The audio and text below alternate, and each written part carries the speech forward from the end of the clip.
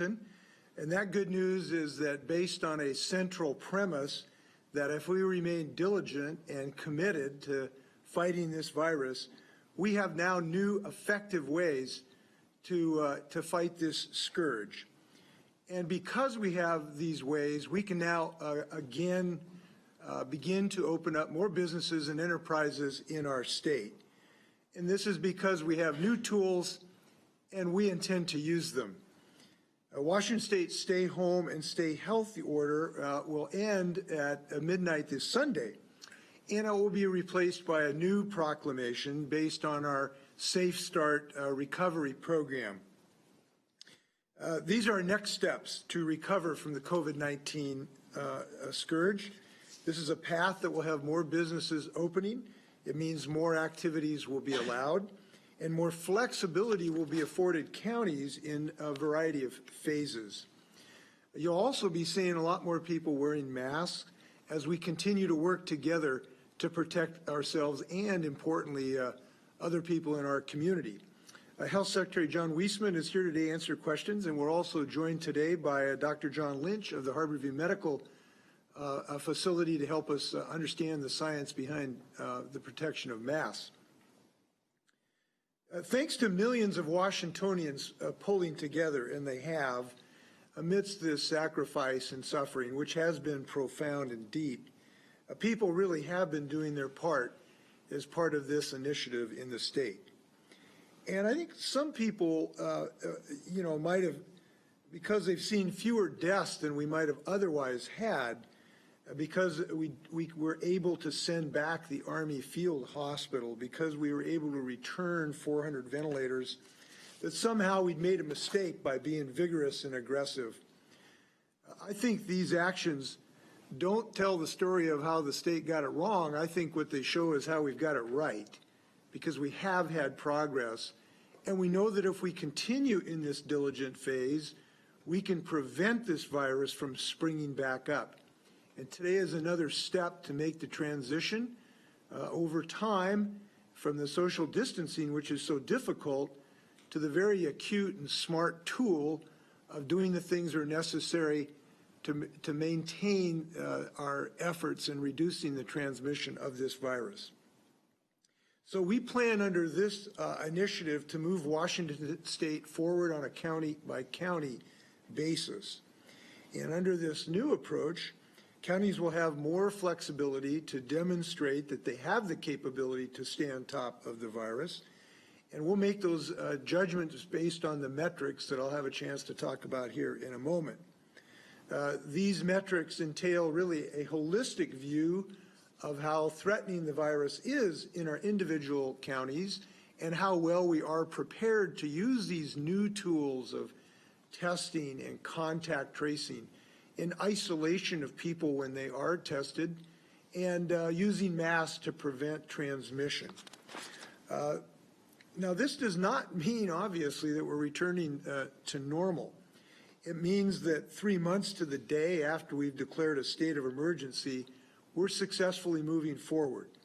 As of Thursday, 26 counties have already been approved to move to phase 2 in our effort. And counties in phase 2, as you know, will need to demonstrate for 3 weeks that they're ready to move to phase 3. We're in the middle of that process. So as part of this initiative, we've really listened to the scientific community and to our constituents and citizens across the state to set a criteria designed by public health officials to be able to evaluate counties to look if they have the safe benchmarks for reopening. The Secretary of State will have the authority to move counties forward or dial them back depending on these metrics. Local health officials, too, I should make clear, have the ability also to lead on this should they decide there's some additional restrictions that are necessary because of the particular circumstances of their county. So here I want to just take a few moments to walk you through what the criteria is that the Department of Health will be looking at. By the way, I think it's important to realize these metrics, I'm going to go through some of them, but these metrics will be taken as a whole.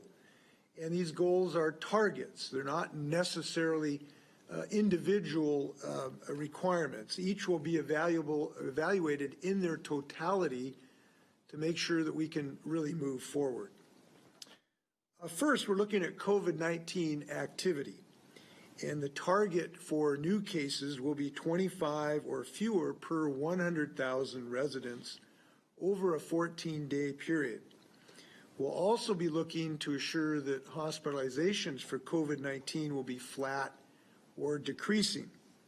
Those things are related measures, but they have some differences as to timeliness as well. Second, the Department of Health will look at healthcare system readiness. The target will be for available hospital beds in a given jurisdiction would preferably be at less than 80% of capacity to make sure we have capacity should the virus spring back, as it has, unfortunately, in a number of communities and nations across the world. Third, we'll look at the testing capacity. Counties will need to show that they have adequate testing capacity, and the target will be having 50 times as many people per day can be tested as been confirmed per day. That equates to a positive test rate of just about 2%. They'll also need to show a rapid turnaround time for those testing. And that's really important because we know that people can be infective even before they have symptoms. So this timeliness of getting this testing results is very, very important. Fortunately, we've been able to increase our testing capacity recently, and we're very pleased by that. Next, we will look at our ability to do contact tracing. And this is very important, obviously, because if a person is positive, we want to get to the people they've had close contact with so that they can be tested very quickly and they can protect themselves and their family through isolation as well. The target here is to contact 90% of the cases, the contacts, by phone or in person within 24 hours of the receipt of a positive test. And there's a target of reaching all of that person's contacts within 48 hours of getting a positive test result. This is one of the most important parts of our ability to be able to open up more activity to make sure that this works. Participation in this process, as we've said, is voluntary, but we sure need everybody on the team here because we have to break these links in the chain of this transmission. Now, to do that, the people who are positive are also going to be very helpful by isolating themselves for 14 days and their households. And that's necessary so that it would be just really sad if we have a person with a positive test and they go out and infect their coworkers or their neighbors or the like. And we'll need our county officials to have about 80% of those people will be contacted daily to encourage these families and to support them while they're going through this 2-week period. Next, we want to protect the vulnerable. We got to make sure that the number of outbreaks reported by week, defined as 2 or more non-household cases where transmission occurred at work or in congregate settings or in institutional settings. The target is 0 for counties under 75,000 and no higher than 3 for the largest counties. Again, it's important to realize that we need 3 weeks for counties to move from 2 to 3 so we can evaluate how we're doing. And so far, frankly, that's gone well. We've been pleased. The counties that have gone to phase 2, we've seen good compliance and good results, so that's some good news. So the earliest any county could potentially move to June 3rd would be, or phase 3 would be June 3rd. The Secretary of Health will use these same metrics for a county to be eligible to move to phase 3, as well as information from each county on their experiences going through phase 2. Now, there's another part of this that we're pleased to talk about, and that is we're giving more counties more flexibilities to move ahead in our 4-phase self-start approach. And we're going to be open to options presented by counties who don't quite meet the phase 2 requirements, but might be able to propose certain activities that they can really demonstrate are safe. You might call it sort of phase 1.5, if you will. People might be able to do things like, haircuts or larger outdoor classes or the like, and those would be judged on an individual basis.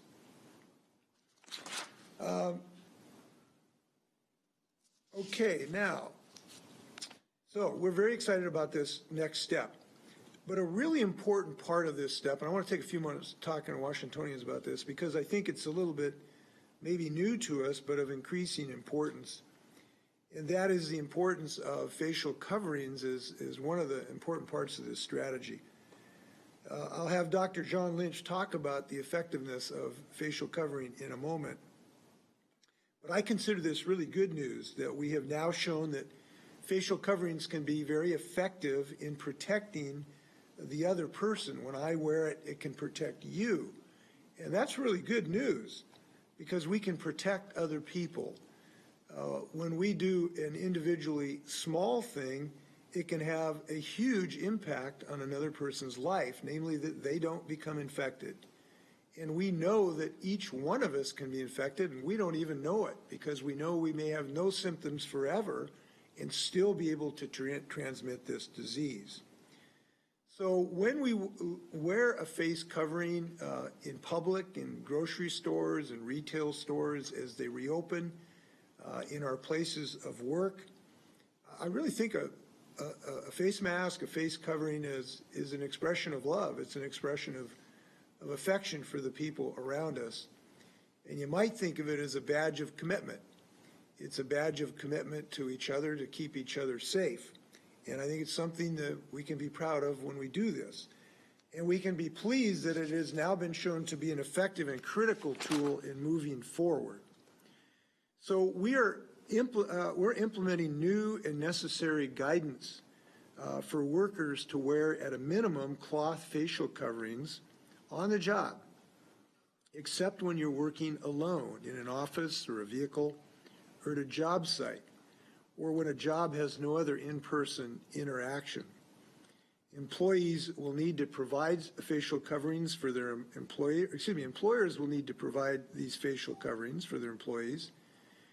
And as well, when we go shopping now, we're going to see signs, please asking us to wear these face coverings.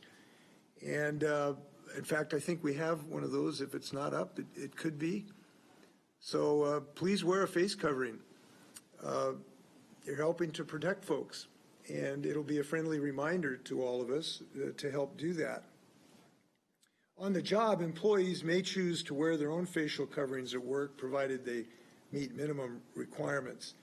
And depending on worksite conditions, higher level of protections may be required. Our Labor and Industries has provided guidance on those specific items.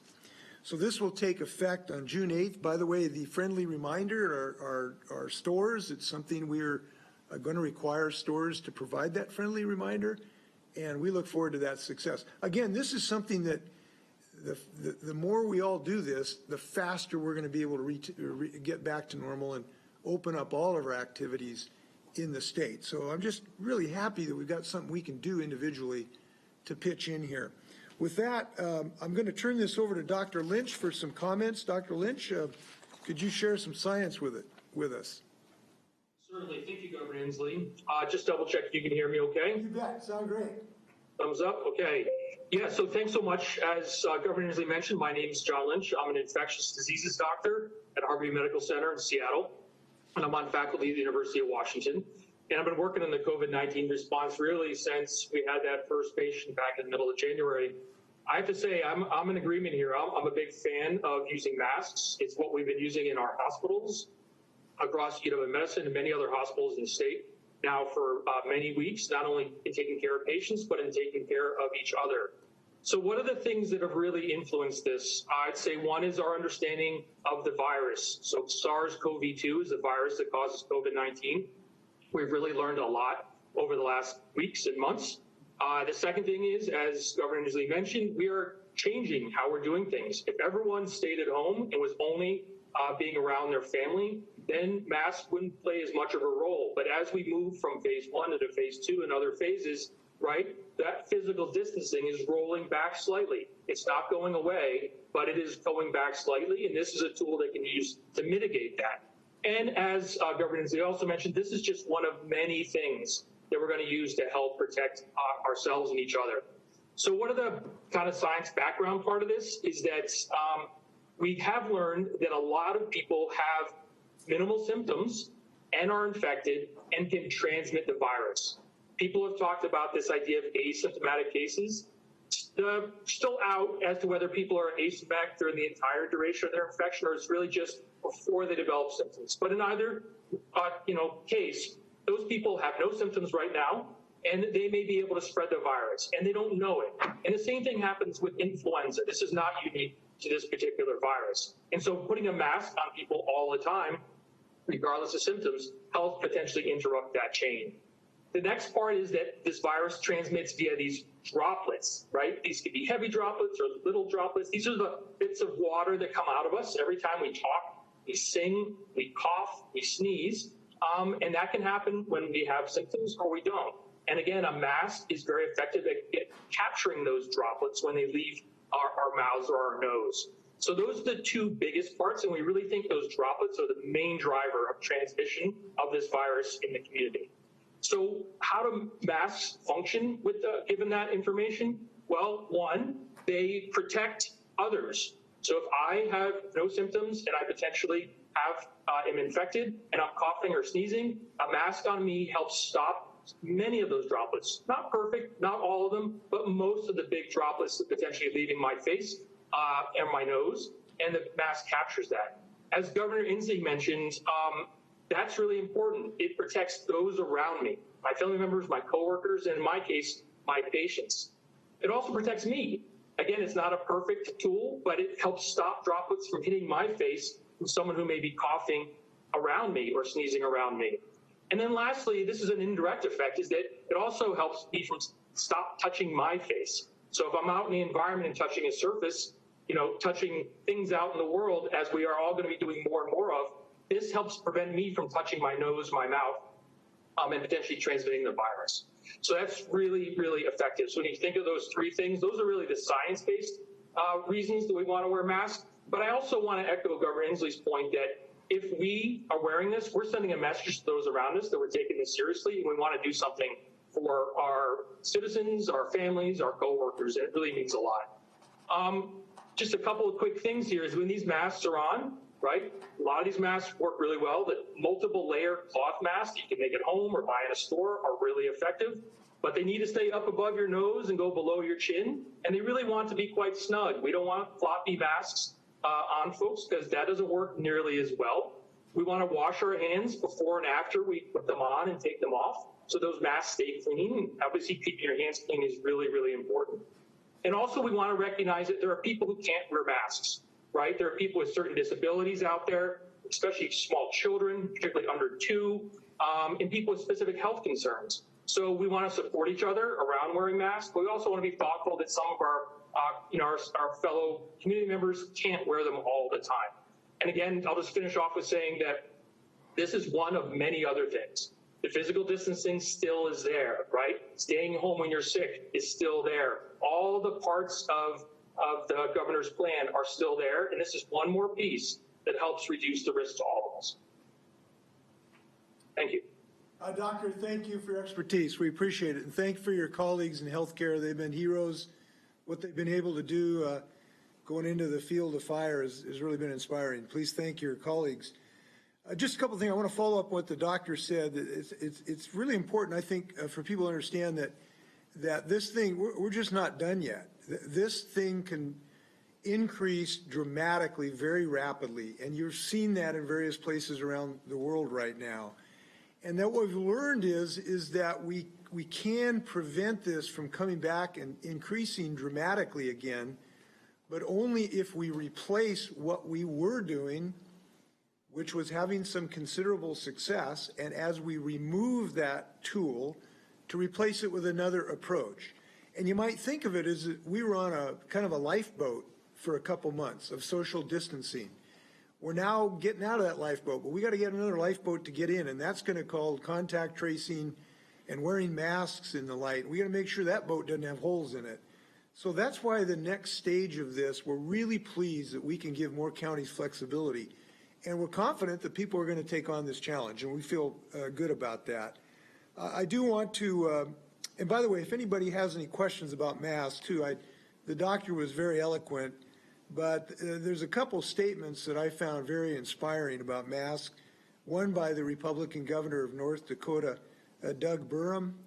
You can check that out. One by the Republican governor, Mike DeWine of Ohio, about this subject. This is something that can save Republicans and Democrats, and that's really a good day.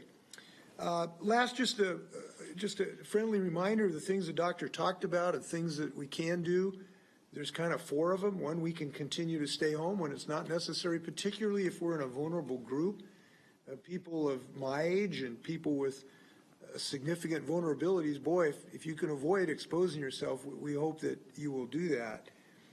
Obviously wearing a mask, staying 6 feet apart, washing our hands, these things work. And by the way, staying local is really gracious. I know we got so many great places to go in Washington right now, but for instance, I talked to the mayor of Leavenworth, a fantastic town. We just love going there, but for the moment, not going to these centers right now and overwhelming these communities, they really appreciate it. There'll be a day we can get to all these wonderful cities, but right now, let's try to stay home as much as we can.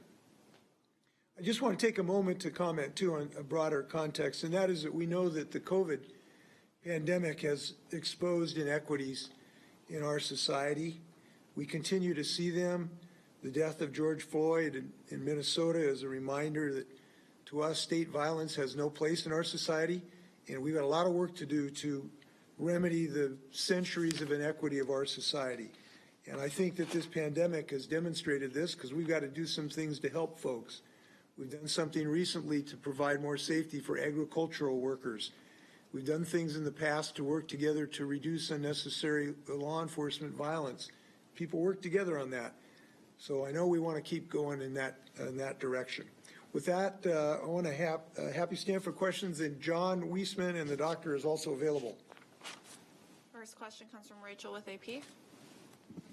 All right, first question's for Secretary Weisman, and then I'll have a question for you, Governor. Secretary, once a county applies under these new benchmarks, is there an estimate on how long a decision on an application will take? And what's the likelihood that counties with very high rates per 100,000 like Yakima will not even be able to move into a modified phase 1? And then for the governor, previously you had said you wanted to ensure there were enough testing supplies and capability for when people start returning to work. And that initial goal, I think, had been around 20,000 a day. Where does that stand as of today? Well, I'll just go first on that. So our testing capability, as you know, we've had the ability to analyze about 20,000 tests. So that's in good stead. The challenge has been to get the swabs and the test kits, the transport, viral media, and the like. That has improved significantly because we have received some recent shipments from the federal government. We think if that supply chain continues, we'll be in pretty good shape to be able to do the requisite testing. That is an if, however, though, because that supply chain has been fragile and some things we've been promised have not come through. So we just have to increase the stability of that supply chain. The state is buying material. The federal government has been of some assistance recently, but we've got to have a more stable system for months ahead. We have what you might think of it as confidence for the next month, but we've got to have more confidence in the months to come. Great, and in terms of the earlier question, so how long will it take to evaluate applications? It's going to take probably a few days at least to evaluate these applications. We're anticipating a number of these probably coming in about the same time.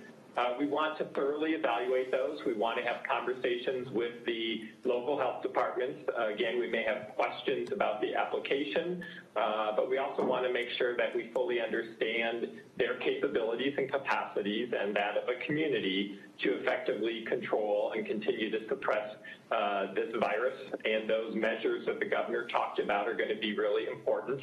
And we don't anticipate, folks being able to meet all those measures. So we're going to want to have follow-up conversations with individuals. And of course, in part, depends on how complete the application is as well. But we're going to do our best. We know that folks are anxious to open up businesses again. We're going to do our best to turn those around as quickly as we can, but carefully. As the governor said, the virus really helps dictate where we can go, and that gets to the second part of your question. Those counties with really high rates, we're going to have to be extremely cautious about how we move forward, and wanting to continue to work with them and have all of us do our part to prevent these outbreaks, to get control of these outbreaks. And one way we can do that is, as the governor said, wear face coverings. If you need to be out and about, keep your distance, wash your hands. So we'll be hearing what those counties have to say. Again, the counties are going to be the ones who sort of start this process and propose to us what they think is safe. We're going to really be counting on those health departments, and we're going to be counting on those local elected officials to be working with their health departments around what they think is a safe way to move forward. If I can just add a little bit, this is sort of a county-initiated program for contact tracing and isolation and the like. And the reason I say that is that the state has provided just maybe under 1,000 people that are ready to help counties do this. But they do need to ask and help set up the infrastructure to do this work. And that's really important. I just want to stress this, that this is the counties have a really important role here. And we're going to, we need, it's kind of like a Missouri situation. You need to show us that this is really working, because we can't sink the first lifeboat till we know the second lifeboat actually is working. So we're looking forward to counties' help on this. Next question comes from Joe with the Seattle Times. Hello, one question, but I'd be curious to hear from both the governor and Secretary Weissman on this. How did you end up on the 25 new confirmed cases per 100,000 number for this new set of metrics? Because just a couple weeks ago it was 10 or fewer infections in that 2-week time frame per 100,000 in a county. Why was that lower number good then and the higher number is good now? And are you concerned that if a bigger county like Snohomish moves forward, you'll see an outbreak? John, you want to go first? Sure. So as I think we've said before, we really started out with very conservative measures. We initially started allowing counties who had 75,000 or fewer folks with no cases in the last 3 weeks to move forward. Again, we wanted to do this safe start. We wanted to learn as we went through the process around how well this worked for folks. Then we went to the 10 per 100,000 population, which again was still a conservative number. And honestly, these numbers will vary day by day. If one has an outbreak and you have a relatively small population, those numbers, quickly change.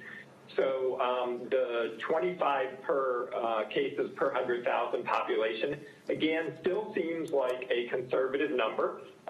Some of our colleagues around the country are using that number as well. California is, and as you know, we're having conversations with Oregon and California and Washington as we do our approaches.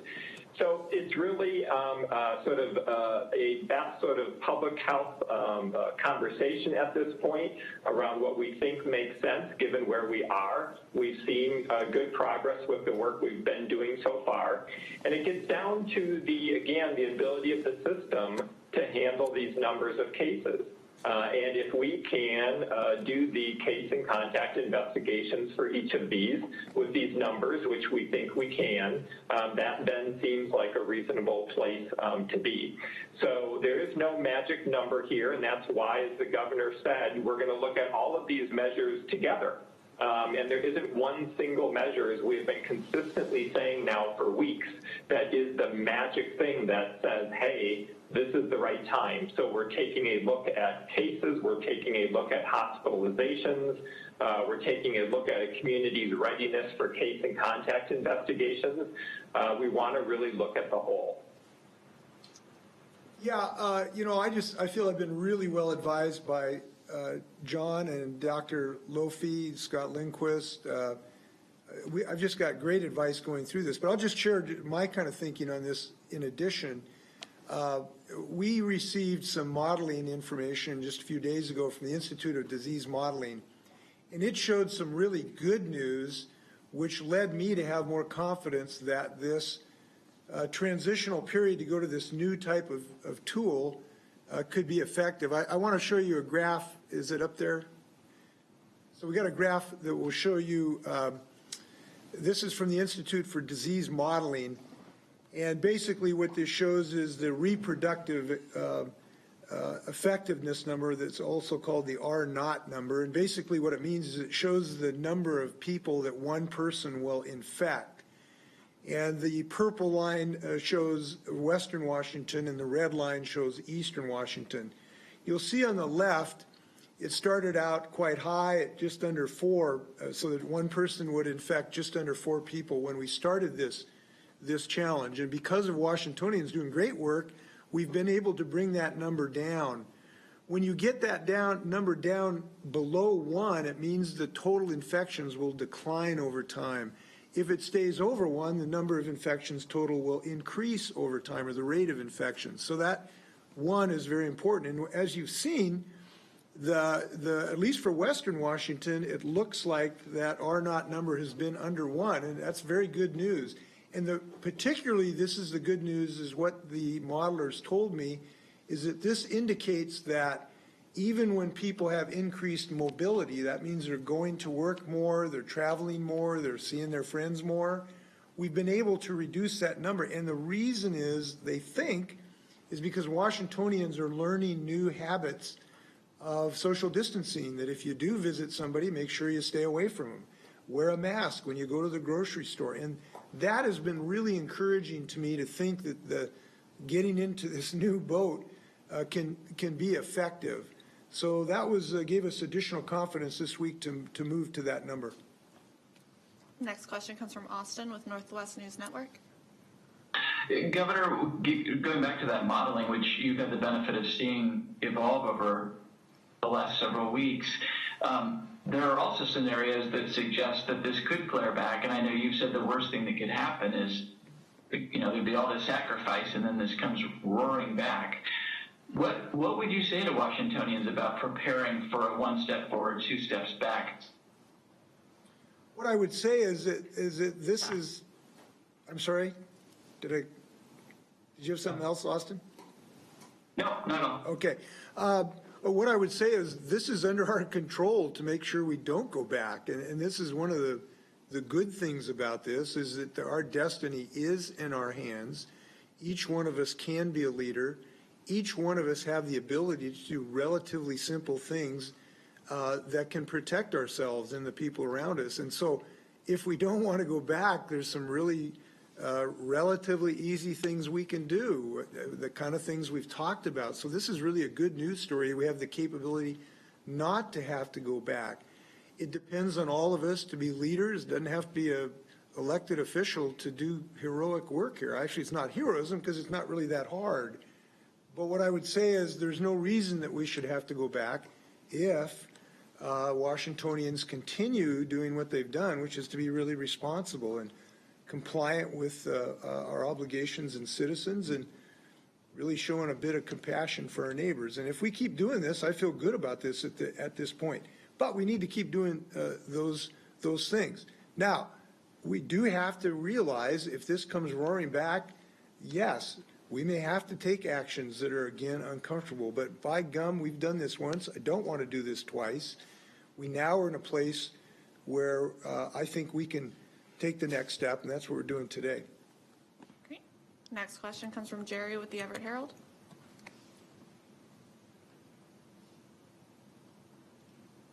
Am I on now? Yeah, go ahead. Go ahead, Jerry. Governor, so I want to get the impact on moving to phase 3 and lifting of the order, or letting it expire on schools.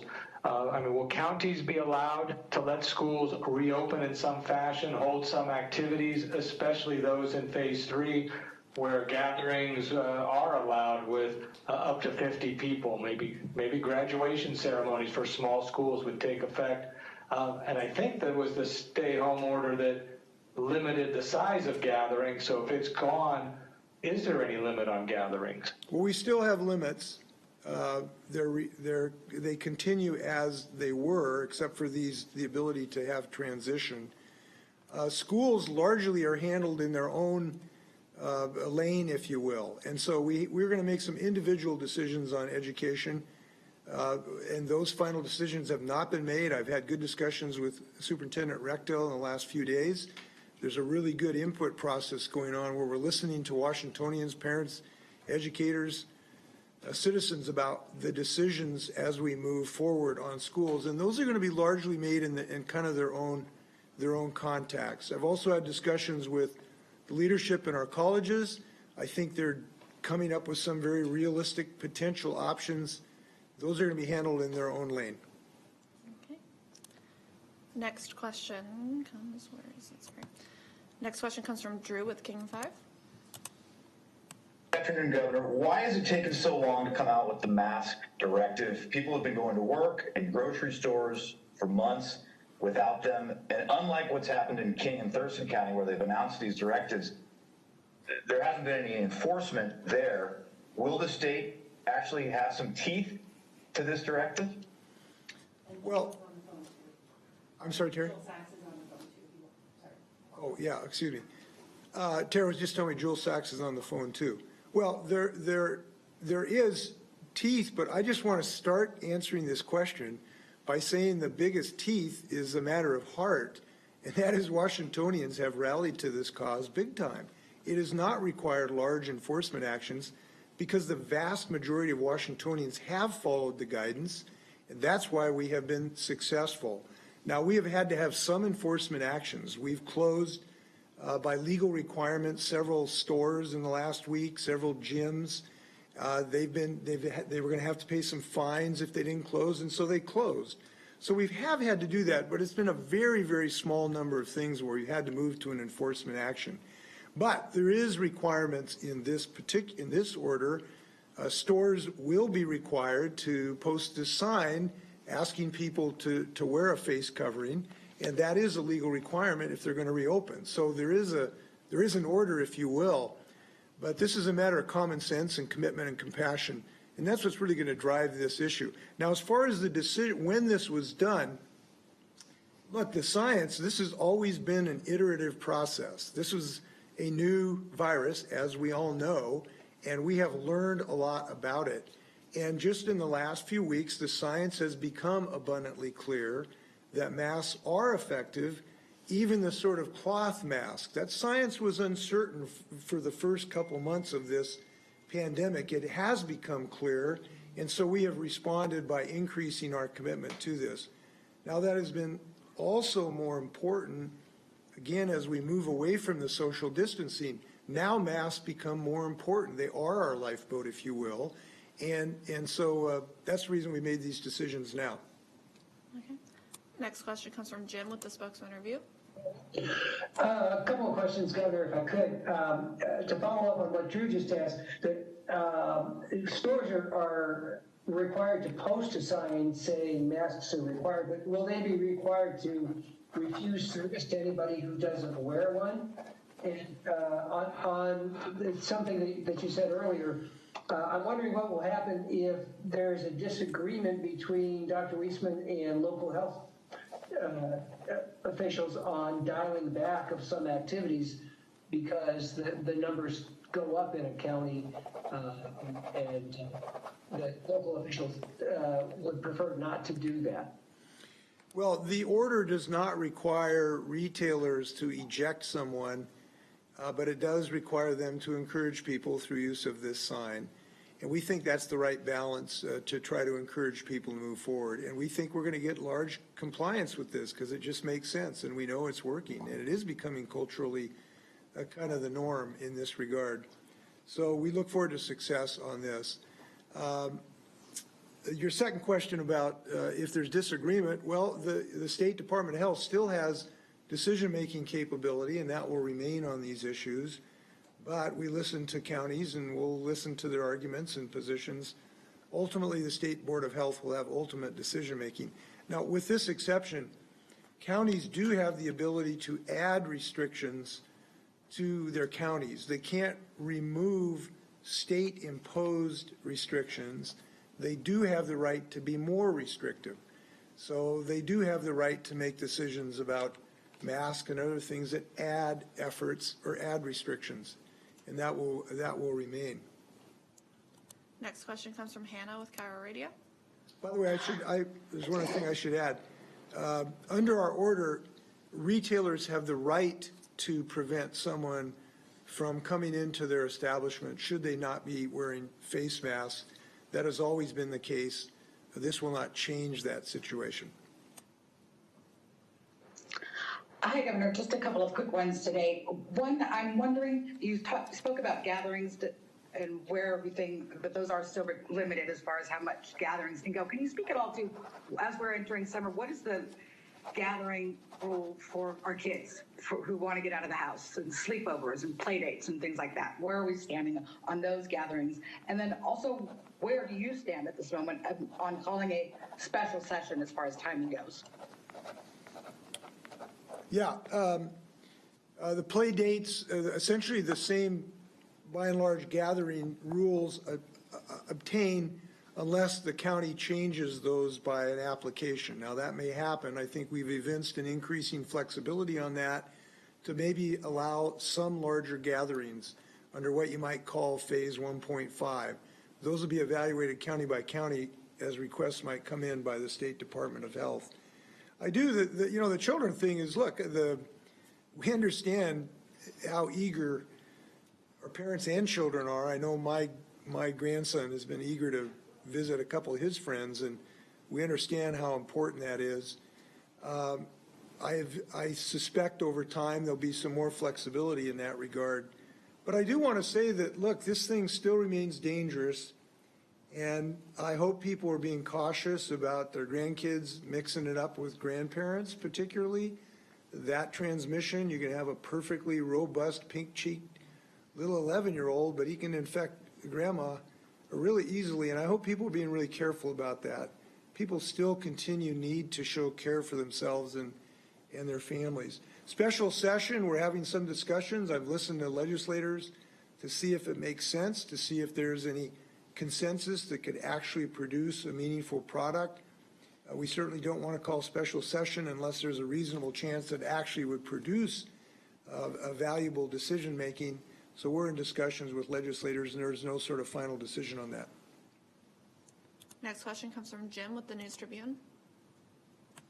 Governor, based on the new criteria, the counties of Pierce, Whatcom, Benton, and Franklin get a green light to go to phase 2. And then I had a question for Secretary Weisman, which is, if the county does have to go from phase 2, phase 3 back to phase 1, especially given that there are not numbers in eastern Washington, what would have to happen for those counties if they don't want to go back, that the state would require them to go backwards? I guess I'll go first. I think you said, you listed some counties and you said something to the effect that they have a green light. If you said that, that's not the situation. They have the ability to apply at this point, and should they have adequate reaching of targets to show confidence, then they'll be able to move forward. But it's not a slam dunk. They still need to apply, and they still need to see the ability to meet these targets. And those are serious things. Being able to meet the contact tracing goals that we have, and the ability for families to be supported while they're, isolating at home. Those are really important things, and so they'll have to show a capability to move forward. So it's not an automatic green light. It's the ability to take a look at their metrics. And similar to what the governor just said, if somebody's in phase 2 or 3 and we're seeing the situation decline, seeing more community transmission of this virus as compared to being able to identify it to a specific, we can identify where somebody got the virus, the infection, or we start seeing the healthcare system really becoming overwhelmed, or the case and contact tracing system break down. Those are all the conversations that I would be having with the local health departments. And frankly, as they get these approvals, they're also, those approvals sort of are contingent upon them watching for that in their community and having a conversation and notifying the State Department of Health, notifying me if they're seeing any of those concerns. So it will be a conversation. It will be us looking at the data, understanding the issue, understanding what might be done to further suppress the virus, and there will be very much a conversation around that. But in the end, and those conversations usually lead to public health folks pretty much seeing the situation the same and probably coming to the same decision. But in the end, if for some reason that doesn't happen, and in the end, I am sufficiently concerned, and those conversations are had, and there isn't agreement, then I will have the authority to sort of act and am prepared to do that if it seems necessary.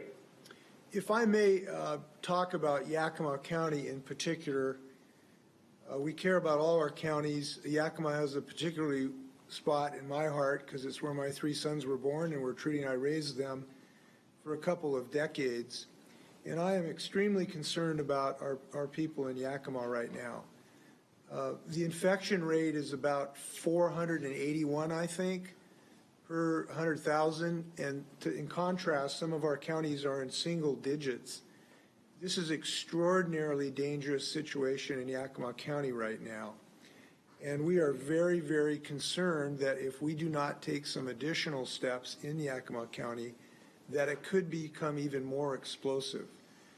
To that end, we have dispatched a strike team a week or two ago to Yakima County to work with the officials to see what we could do to get on top of this to decrease the transmission rate. We're glad we've done some things. The order we had yesterday to increase hygiene in our agricultural industry, we hope that's going to help. We've had new testing requirements and assistance to the long-term care facilities where there's been outbreaks in Yakima County, and you know, I'm glad we've been able to do these things. But I just want to level with the people of Yakima because they're my former neighbors and I care a lot about them. We are only going to be able to stop this from getting into the broader neighborhoods of Yakima if we all sort of get behind in this wagon and push.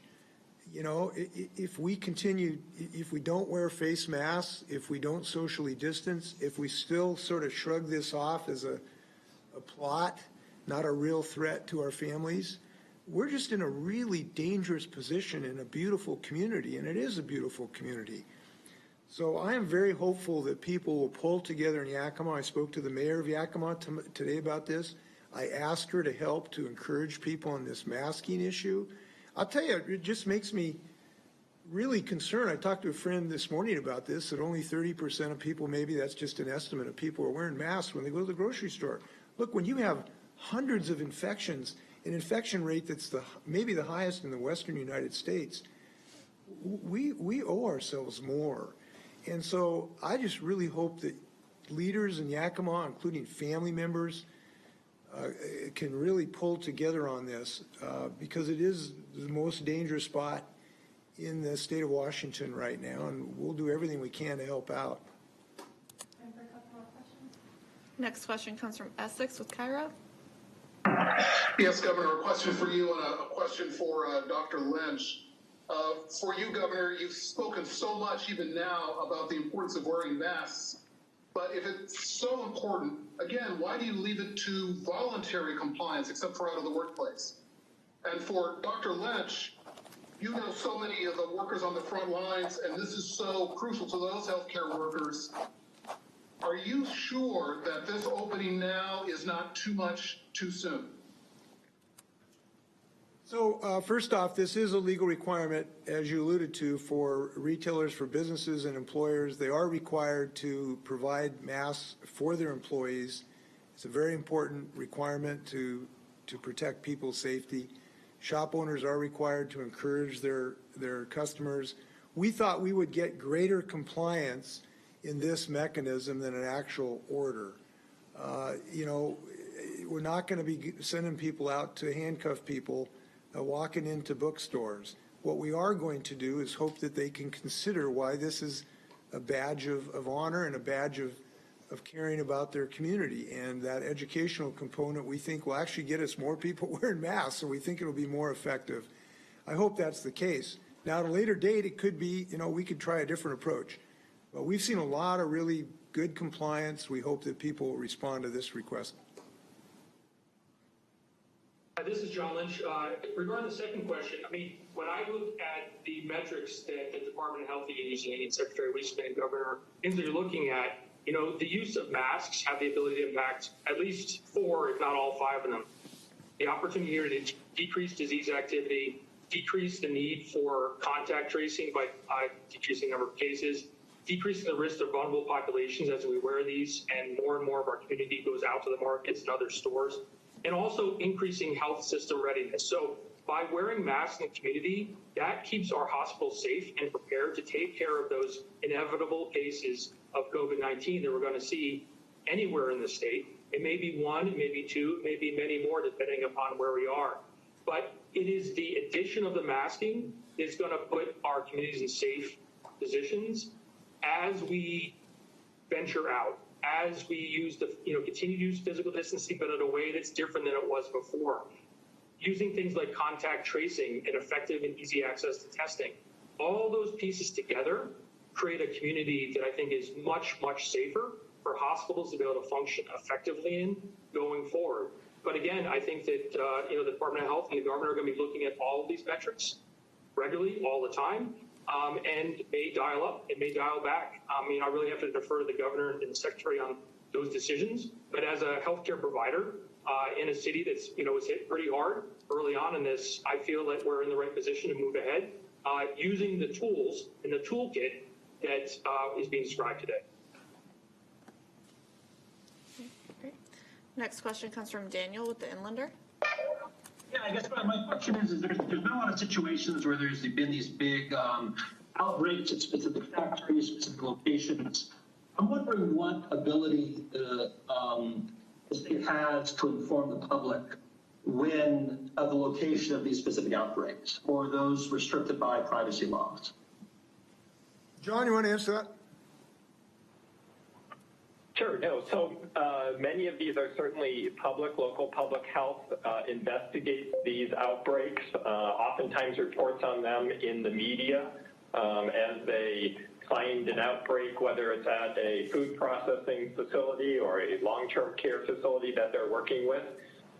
The important thing, I think, is that public health get in there quickly, that we are notified quickly, obviously, of any positive cases, that the strike teams are sent in to help folks control the disease, get people tested, so that we can find out who else might be either infected and not have symptoms at the moment, make sure that they are able to get the support they need to be able to stay home and away from others. So these become, oftentimes reported in the media by local public health and are certainly public information. Last question. Final question comes from Keith with Coma. Governor, going back to George Floyd's situation, the governor meant to take over, bring in the National Guard. What's your thought on that? Are you prepared for the weekend of them, or even starting tonight in Seattle? Are you prepared? Your thoughts on it, using the State Patrol National Guard? Well, I've not spoken to Governor Walz. I have a lot of respect for him. I know he's making some very difficult decisions. I hope they're successful. Obviously, we'd like to have an ability of people to express some very strong and legitimate passions against inequity and unnecessary law enforcement violence. That's understandable, and people ought to have a right to express that. We hope that that's not in a way where people get hurt, and that's everybody's hope. In our situation, I haven't been briefed on any additional threats in the state of Washington. If that arises, we'll make the right decisions. But I hope people can find a way to really demonstrate this is not acceptable in our society. It will not be tolerated. We have to be more action-oriented against this unnecessary law enforcement violence, and we've done that in the state of Washington. I'm very proud our state has got one of the best laws in the United States. That happened because people worked together last year to pass a bill in this regard. And we've been very committed to training our law enforcement officers in de-escalation tactics so that these tragedies do not occur, and we're going to continue in that effort. No, I just want to close my comments that our decisions today are based on confidence in Washingtonians. We are confident in Washingtonians accepting these new tools at our disposal to reduce this horrific transmission. We're confident that people are going to pull together. We're confident that we can make changes so that we can reopen our communities.